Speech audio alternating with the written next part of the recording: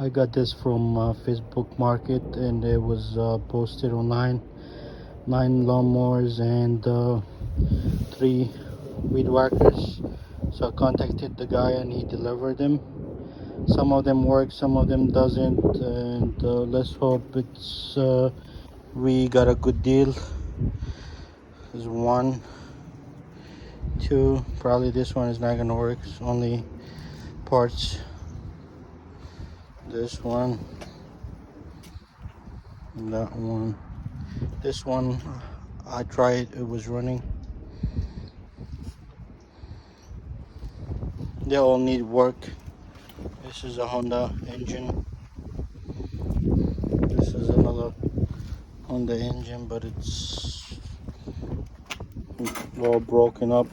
So, and that one I think it's running too.